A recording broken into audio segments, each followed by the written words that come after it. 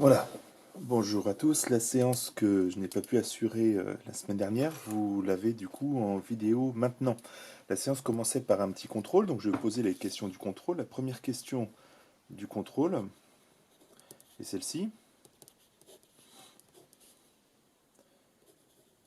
Rédiger l'équation bilan de la respiration.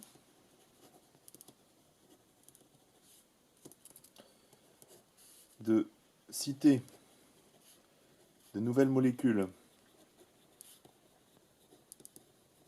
produites lors de la photosynthèse.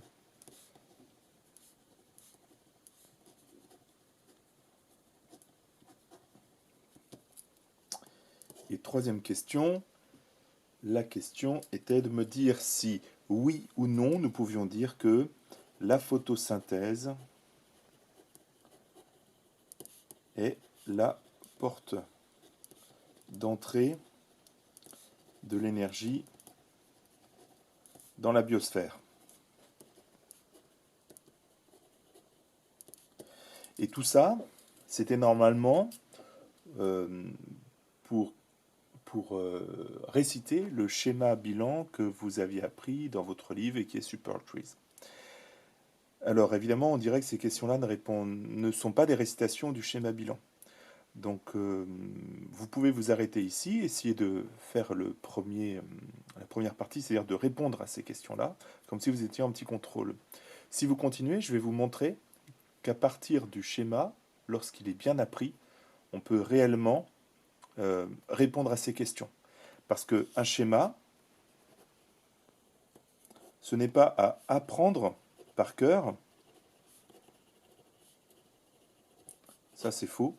Ce qu'il faut, un schéma, c'est le comprendre. Et on pourrait s'amuser à dire qu'il s'agit de le comprendre par cœur. Un schéma bien compris, va vous permettre de répondre à toutes les questions qui sont issues de ce type de schéma bilan. Alors revoyons un petit peu. Qu'est-ce qu'il y a dans le schéma bilan? Dans le schéma bilan, il y a une feuille. Est-ce qu'on peut me donner l'équation bilan de la respiration? Alors peut-être que vous hésitez, vous en connaissez une, d'équation bilan de la respiration. Cette équation bilan de la respiration, c'est 6CO2. Pardon, vous connaissez l'équation bilan de la photosynthèse. Hein, donc on peut écrire pour la photosynthèse, à défaut de connaître celle de la respiration. Pour la photosynthèse, on peut écrire 6CO2 plus 6H2O donne, la flèche ça veut dire donne, produit, C6H12O6, C6H12O6 plus 6O2. Vous voyez que j'ai utilisé deux crayons de couleur différents parce que on a travaillé la matière organique et la matière minérale. Alors la matière organique, précisons, donc c'est en rouge, la matière organique est une matière qui est constituée de molécules organiques, que ces molécules organiques elles-mêmes sont constituées d'atomes. Et qu'est-ce qu'on trouve comme atomes dans les molécules organiques? Nous trouvons des atomes de carbone liés à des atomes d'hydrogène. Et ce qui n'est pas de la matière organique, eh bien c'est de la matière minérale.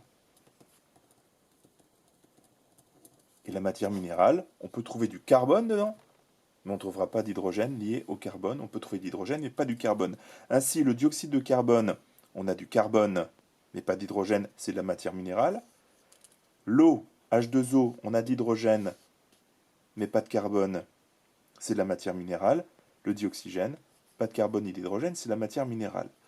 Par contre, le glucose est une molécule organique. Et donc on peut voir que la photosynthèse, grâce à l'énergie lumineuse,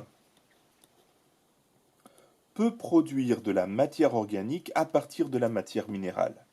Et sur le schéma bilan, c'est même marqué glucose égale énergie chimique. Donc on stocke l'énergie lumineuse dans une molécule chimique.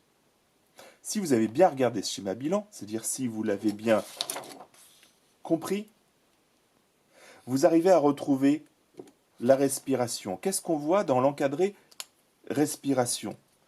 On voit que qu'est-ce qui rentre pour la respiration? Il rentre du glucose. donc ce glucose, C6H12O6, et que lorsqu'on y ajoute de l'oxygène, du dioxygène, alors on produit du dioxyde de carbone et de l'eau. Et vous voyez qu'on a les deux équations qui sont strictement inverses. Souvenez-vous bien que ce sont des équations bilan. Équation bilan. Équation bilan. Hein. Ça ne correspond pas à la réalité des multiples réactions chimiques qui ont lieu dans les cellules. Et là, qu'est-ce qu'on retrouve? Bien, on retrouve notre glucose énergie chimique qui, lorsqu'il est oxydé en présence d'oxygène, permet de restituer de l'énergie. Et de l'énergie, dans la cellule, on a vu que ça sert aux différentes activités de la cellule, donc de l'organisme. Donc l'énergie lumineuse est stockée dans une forme d'énergie chimique, puis cette énergie chimique déstocke de l'énergie pour les activités cellulaires. Une feuille dans une plante réalise la photosynthèse et la respiration, mais qu'est-ce qui se passe alors pour les autres êtres vivants? Eh bien, ce qu'on voit aussi, c'est que, donc deuxième question, on a retrouvé l'équation bilan hein, qui était présente en effet dans le schéma bilan. Vous pouvez le retrouver en comprenant correctement le schéma. Qu'est-ce qu'on trouve aussi? Eh bien, des nouvelles molécules produites lors de la photosynthèse. Alors certains ont appris des choses compliquées. Il y avait marqué acides aminés, protéines, acides gras, lipides. Voilà, et puis on pourrait parler des glucides. Essayez de vous souvenir, quand vous apprenez le schéma, de mots que vous connaissiez déjà. Par exemple, on connaît dans l'alimentation, on connaît les protides, hein, qui sont les protéines. On connaît les lipides. Dans l'alimentation, on connaît aussi les glucides. Eh bien, à partir de la photosynthèse, on peut fabriquer les précurseurs des protides, ce sont les acides aminés. On peut fabriquer les précurseurs des lipides, ce sont les acides gras. Et puis le glucose est un précurseur des glucides complexes, comme par exemple l'amidon ou la cellulose, qui sont aussi dans la plante. Et qu'est-ce qui se passe pour ces trois nouvelles molécules? Ces molécules produites lors de la photosynthèse. On aurait pu en citer beaucoup d'autres, hein, mais celles-ci sont à retenir. Qu'est-ce qu'on voit? Eh bien, on voit que ces molécules, ces nouvelles molécules, sont consommées. Par qui?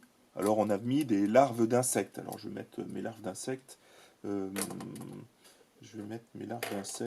Avec une couleur neutre. Hein. Ce n'est pas de la matière organique, c'est de la matière minérale. Je vais mettre des insectes ici. Eh bien, ces insectes, qu'est-ce qu'ils font avec cette matière organique? Ils produisent production de leur propre matière organique. Donc ils grandissent, ils se reproduisent, hein, ils produisent leur propre matière organique, ils produisent protides, lipides, glucides en mangeant ce qui a été produit grâce à la photosynthèse, en mangeant la feuille. Et puis qu'est-ce qui arrive à ces... Alors ils utilisent aussi ça pour leur énergie, hein, et ils produisent aussi de l'énergie. Mais qu'est-ce qui arrive à ces insectes? Eh bien ces insectes sont mangés par le merle, hein, comme on a vu sur le schéma. Mangés par, ici on peut noter, mangé par le merle. Et qu'est-ce qui fait le merle avec les molécules des insectes? Eh bien, il va produire lui aussi production de sa matière organique. Et à nouveau, lui aussi, il grandit. Il produit des nouvelles molécules. Et il est capable de se reproduire. Et qu'est-ce qui arrive au merle? Eh bien, il est mangé par le chat, par exemple. Qui fait quoi avec les molécules organiques du merle? Eh bien, il produit lui aussi sa matière organique. Et qu'est-ce qui arrive au chat? Eh bien, désolé, mais le chat, il peut être écrasé sur la route, malheureusement, et on va écraser notre petit chat dans le jardin. Et qu'est-ce qui arrive au petit chat dans le jardin? Eh bien, les champignons, les bactéries qui sont elles aussi dans le sol, vont décomposer la matière organique et la faire redevenir de la matière minérale. Donc on a une décomposition, hein, décomposition en matière minérale. Et cette décomposition en matière minérale se fait par la respiration. Regardez bien, si les bactéries et les champignons du sol consomment les matières organiques du chat enterré, eh bien, en utilisant l'oxygène de l'atmosphère, elles produisent du dioxyde de carbone et de l'eau et récupèrent de l'énergie pour leurs activités cellulaires. Et ainsi, on a le cycle de la vie. Hein, euh, et ce cycle de la vie est possible grâce au début par la photosynthèse. Et c'est là qu'on arrive à la troisième question. La troisième question, c'est la photosynthèse est la porte d'entrée de l'énergie dans la biosphère. Alors, est-ce que c'est vrai, est-ce que c'est faux?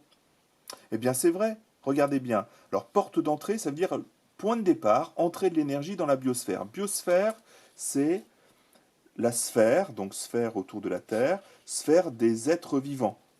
À la surface de la Terre, on a tous les êtres vivants qui sont présents. Comment tous ces êtres vivants peuvent-ils vivre? Eh bien, ils vivent grâce à l'énergie lumineuse qui est stockée dans le glucose par la photosynthèse. Ce glucose restitue de l'énergie lorsqu'il est oxydé par la respiration. Donc la porte d'entrée de l'énergie qu'on utilise, l'énergie que j'utilise actuellement pour faire cette vidéo, elle vient de ce que j'ai pu manger comme matière organique, soit de la matière organique animale, soit de la matière organique végétale. Et ainsi, en comprenant complètement le schéma, en le comprenant, je peux répondre à des questions qui ne sont pas exactement des questions du schéma. Lors de la récitation, lors de la séance de la récitation, vous serez invité à comprendre le schéma pour justement être capable de répondre à une nouvelle situation, hein, à répondre à des nouvelles situations, des problèmes scientifiques, des questions scientifiques qui utilisent des informations sur ce schéma. Voilà, bonne compréhension à tous.